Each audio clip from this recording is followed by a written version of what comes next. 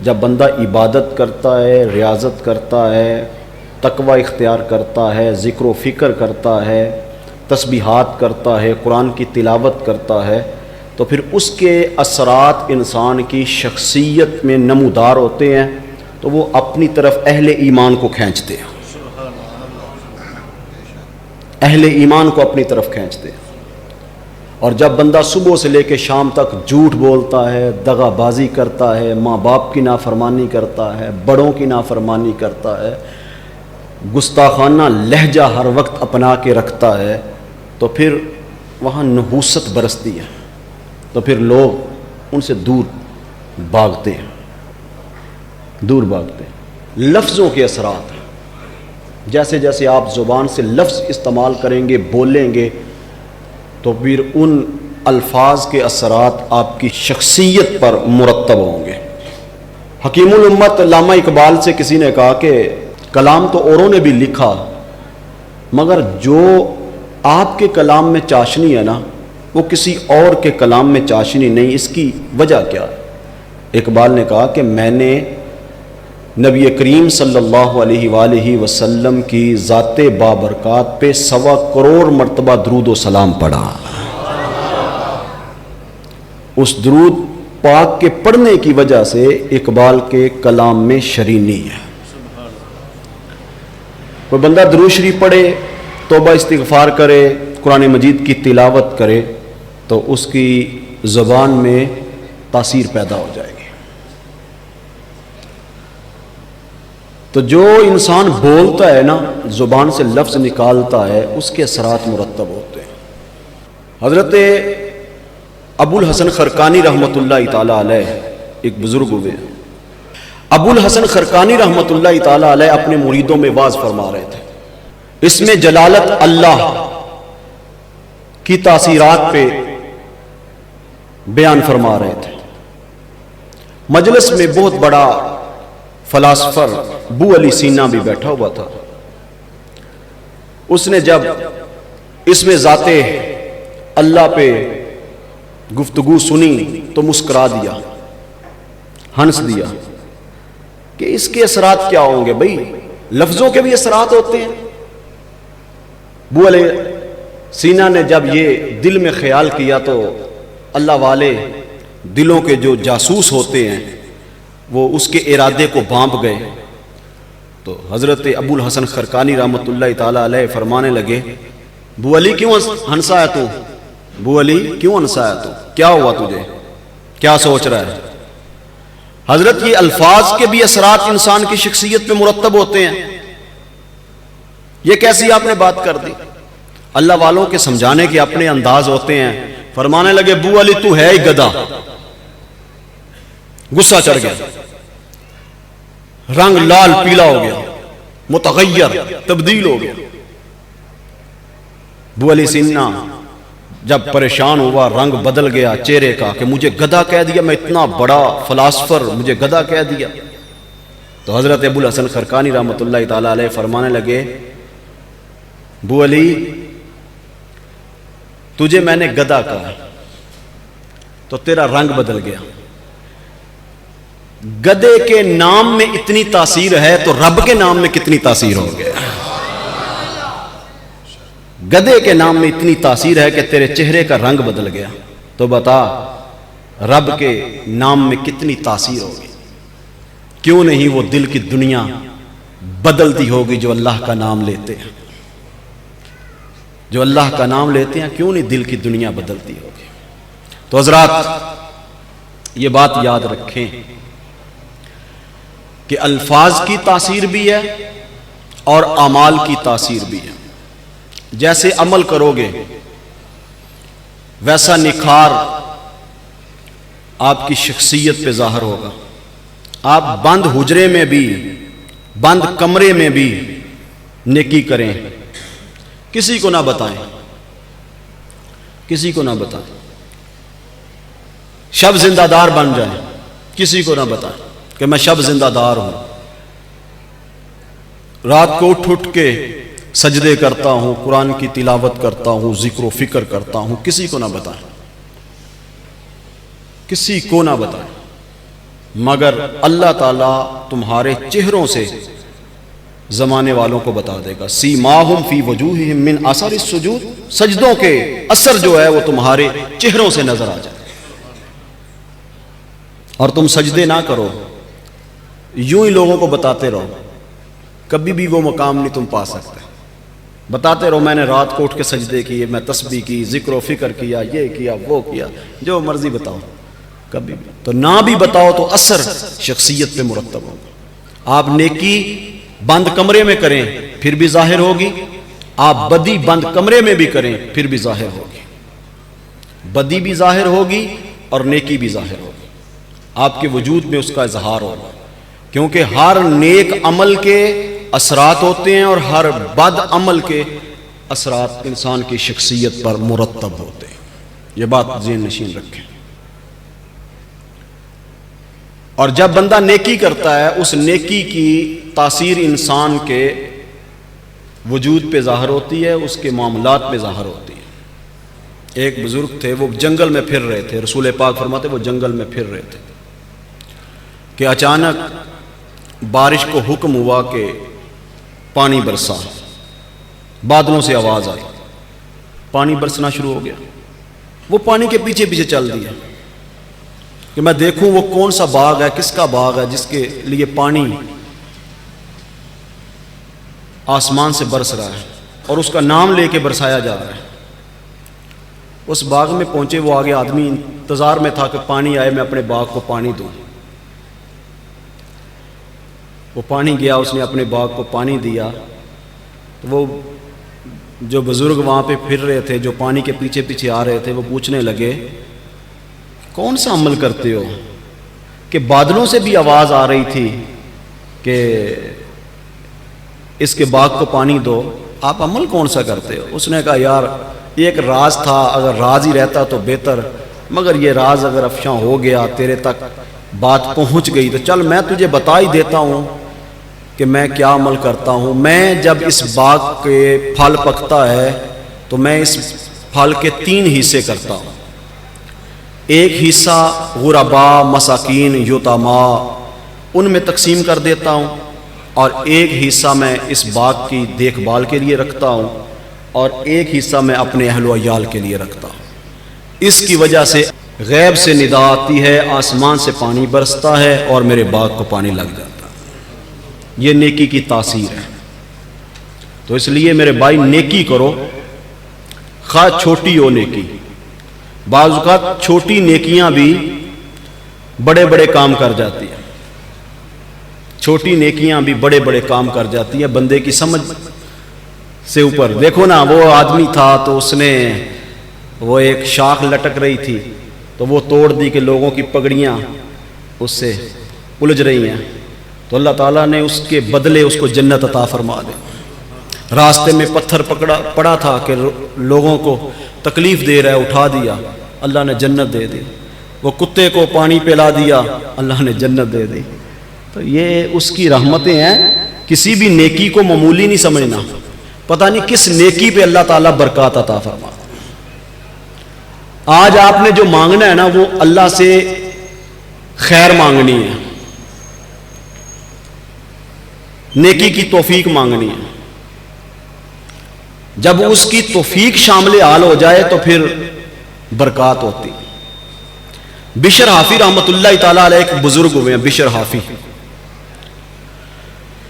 یہ شرابی تھے، شرابی، ہر وقت شراب کے نشے میں مست رہتے تھے.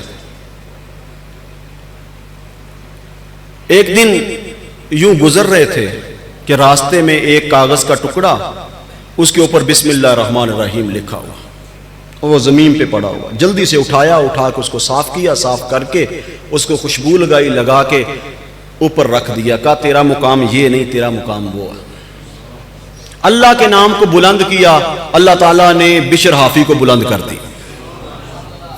بشر حافی یہ کام کر کے شراب خانے میں چلا گیا. وقت کے ولی کو الہام ہوا کہ جاؤ بشر حافی کو میرا سلام بھی دو اور پیغام بھی دو. اللہ کا ولی بشر حافی کے گھر آ کے دروازہ کھٹکھٹاتا ہے. بیوی کہتی ہے کون؟ کہا میں فلاں شخص. کہا حضرت ہمارے گھر؟ اللہ اکبر، اللہ کی شان. اللہ کا ولی ہمارے گھر؟ کہا بشر حافی کہاں ہے؟ حضور آپ کو بشر حافی سے کیا کام پڑ گیا؟ کہا بشر حافی کو اللہ کی طرف سے سلام آیا ہے، اللہ کی طرف سے پیغام آیا ہے۔ کہا حضور وہ تو شراب خانے میں ہے۔ اللہ کا ولی چلتا ہوا شراب خانے میں پہنچتا ہے، جا کے شراب خانے کا دروازہ کھٹکھٹاتا ہے، ساقی باہر آتا ہے۔ ساقی اللہ کے ولی کو دیکھتا ہے، حیران رہ جاتا ہے۔ کہا حضور آپ خیر تو ہے؟ فرمایا بشر حافی کو ملنا ہے۔ بشر حافی کو اللہ کی طرف سے سلام بھی آیا ہے، پیغام بھی آیا ہے۔ وہ بھاگتا ہوا ساقی بشر حافی کے پاس پہنچتا ہے۔ بشر حافی شراب پی کے مست تھا، جا کے جھنجھوڑ کے کہتا ہے ساقی او بشر حافی، اللہ کی طرف سے تجھے سلام آیا ہے، باہر تو جا کے دیکھ، رب کا قاصد آیا ہے، رب کا پیغام لے کے آیا ہے، رب کا قاصد پیغام لے کے آیا ہے، آ باہر دیکھ ذرا۔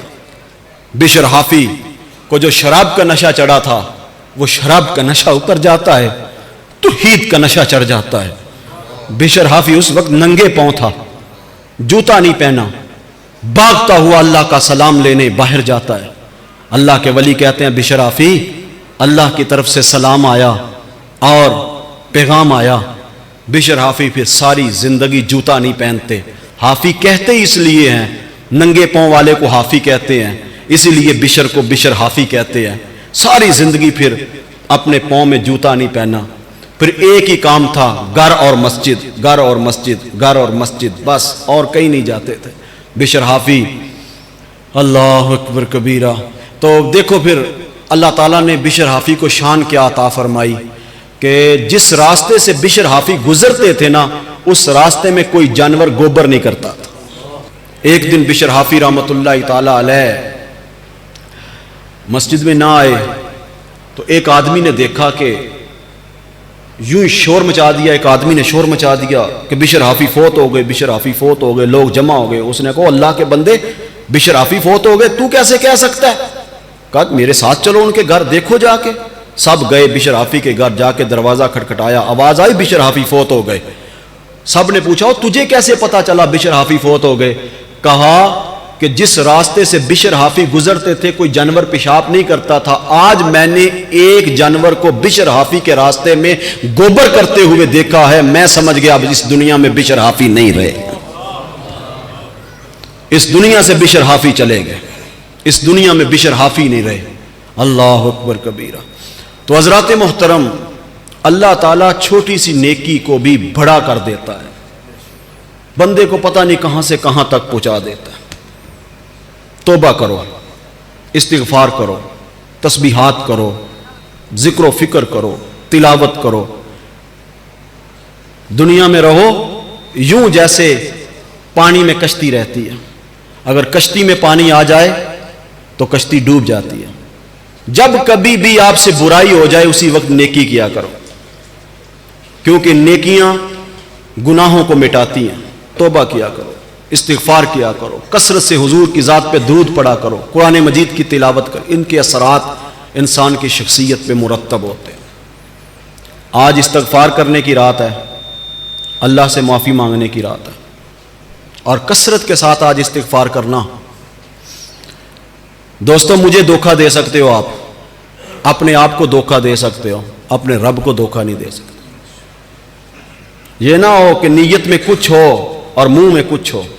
آج سچے دل سے رب کی بارگاہ میں استغفار کر، توبہ کرنا اپنے سابقہ گناہوں سے، اور پھر توبہ کر کے اس پر استقامت مانگنا رب سے۔ اے اللہ جو ہو گیا ہم سے سو ہو گیا، تو کریم ہے، تو معاف کر دے، آئندہ نہیں ہوگا۔ مجھ سے زیادتی ہو گئی، ناانصافی ہو گئی، جھوٹ بولا گیا، غیبت ہو گئی، حسد ہو گیا، کینہ ہو گیا، بغض ہو گیا، اللہ آج معاف کر دے، جو ہو گیا سو ہو گیا۔ میں تیری بارگاہ میں ہاتھ باندھ کے تجھ سے فریاد کر رہا ہوں، معافی مانگ رہا ہوں، میرے مالک مجھے معاف کر دے۔ تو معاف کرنے والا، تو غفور الرحیم، وہ معاف کر دیتا۔ کوئی اس کے در پہ آئے تو صحیح، سر جھکائے تو صحیح، کوئی ایک مرتبہ کہے نا اے میرے اللہ، اے میرے اللہ، 3 مرتبہ آواز آتی ہے، لبیک یا عبدی، لبیک یا عبدی، لبیک یا عبدی۔ میرے بندے بول کیا چاہیے؟ غفور و رحیم رب، اللہ اکبر کبیر۔ وہ تو بہانے تلاش کر رہے ہیں کہ میرے بندے کسی طریقے سے بخشے جائیں، جہنم میں کوئی نہ جائے، جنت میں جائیں سارے۔ یہ راتیں جو دی ہیں اسی لیے تو دی ہیں۔ آج ذکر کرنا یار تو دل سے کرنا۔ میں آپ کے پاس آیا ہوں اپنی دعائیں قبول کروانے کے لیے۔ میں کون ہوتا ہوں دعا کرنے والا کہ میری دعا سے آپ کی دعائیں قبول ہوں؟ اتنے لوگ بیٹھے ہیں، پتہ نہیں کس کی دعا قبول ہو جائے۔ نوجوان بھی بیٹھے ہیں اور نوجوان کی توبہ اللہ کو بہت پسند ہے۔ بوڑھے بھی بیٹھے ہیں جن کی سفید داڑھیوں کی حیا میرا مالک کرتا ہے۔ بزرگ بھی بیٹھے ہیں جن کی نیکیاں زیادہ ہیں۔ بچے بھی بیٹھے ہیں جن کے گناہ کم ہیں۔ سبھی آج اپنے رب کے حضور جھکنا یار، معافی مانگنا، سچے دل سے توبہ کر۔ میں بھی اور آپ بھی، یہ نہیں کہ میں آپ کو کر، مجھے بھی چاہیے کہ آج سچے دل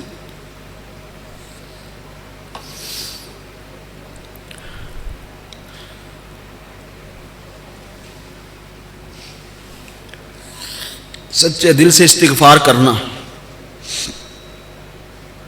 توبہ کرنا، معافی مانگنا۔ یہ جو استغفار ہے نا، استغفار یہ صرف گناہوں کو ہی نہیں مٹاتا، یہ تمہارے نصیبوں میں بہار لکھتا ہے۔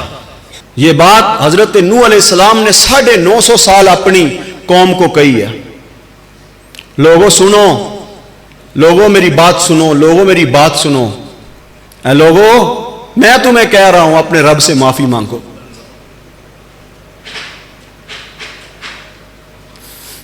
تو وہ بڑا ہی غفور الرحیم ہے، وہ بڑا ہی غفور الرحیم ہے، وہ معاف کرنے والا ہے، وہ معاف کرنے والا، بخشنے والا ہے۔ اپنے رب سے معافی مانگو۔ فَقُلْتُ اسْتَغْفِرُوا رَبَّكُمْ إِنَّهُ كَانَ غَفَّارًا۔ اپنے رب سے معافی مانگو، بخشش طلب کرو، استغفار کرو، وہ بڑا ہی بخشنے والا، وہ بڑا ہی بخشنے والا۔ 99 قتل کر کے توبہ کے ارادے سے چلتا ہے۔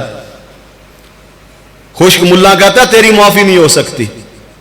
100 کا عدد پورا کر کے پھر خیال آتا ہے کیوں نہ مالک کی بارگاہ میں التجا کروں، معافی مانگوں۔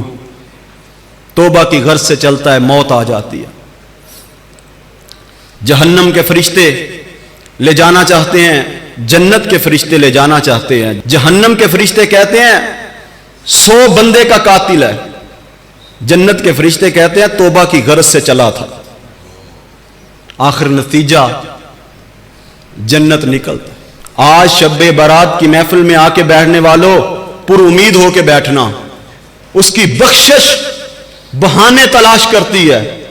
ایک نوجوان کی آنکھ کا آنسو ہم سب کے گناہوں کو دھو سکتا ہے، ہم سب کے گناہوں کو دھو سکتا ہے۔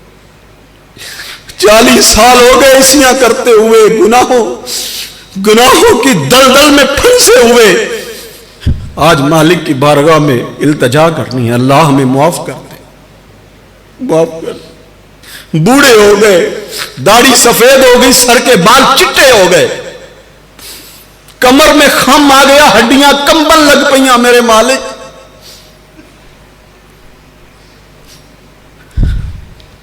مگر یہ نفس برائی سے ابھی تک، اس نفس کی برائی سے ابھی تک بھوک مٹی نہیں۔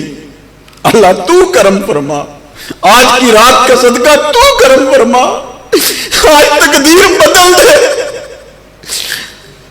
رحمت کی برسات برسا دے،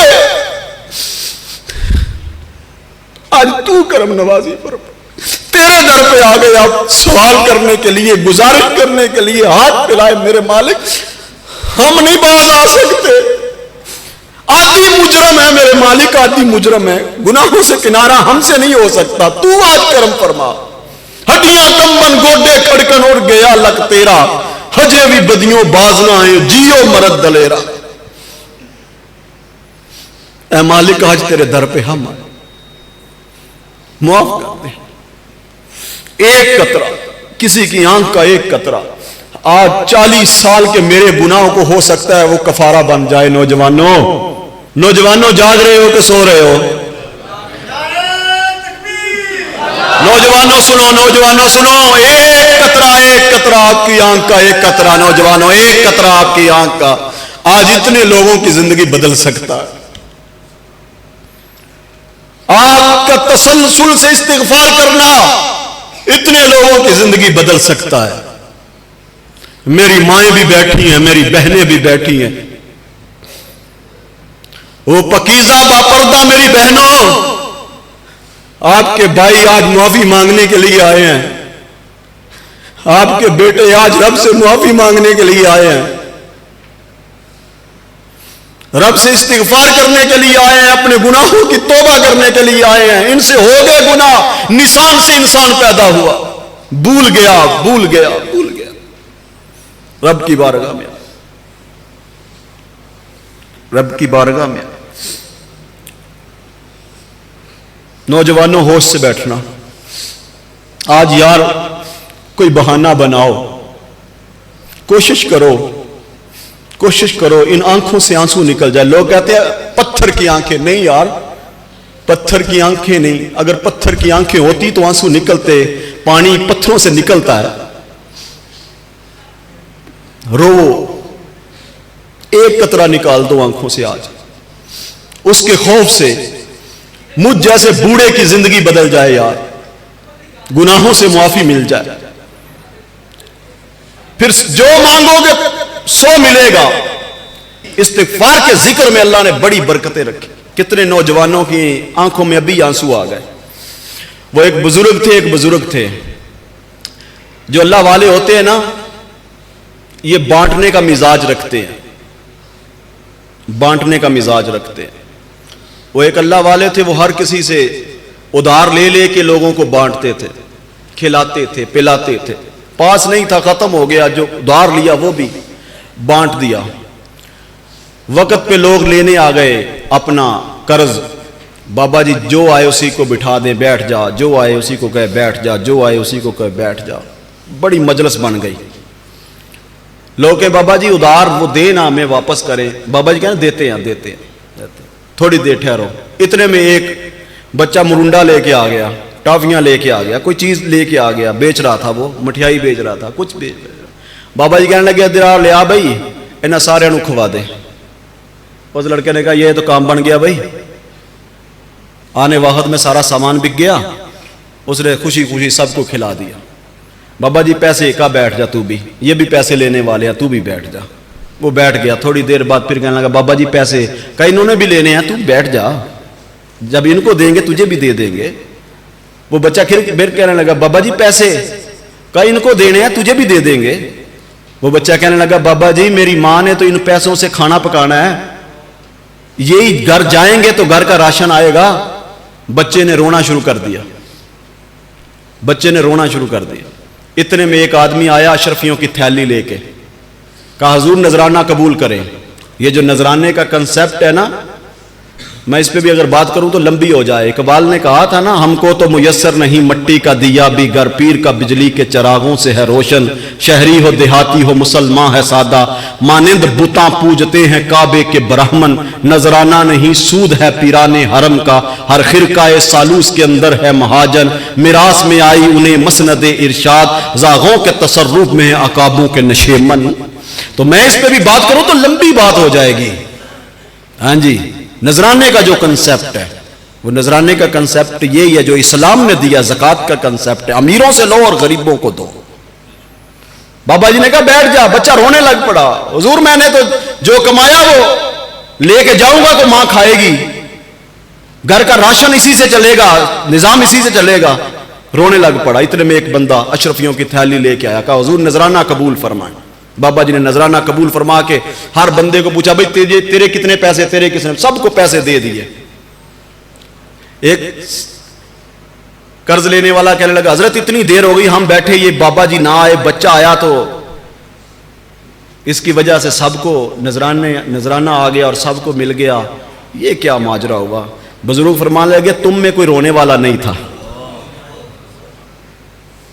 یہ رویا، اس کی آنکھ سے آنسو نکلے، سب کا کام بن گیا.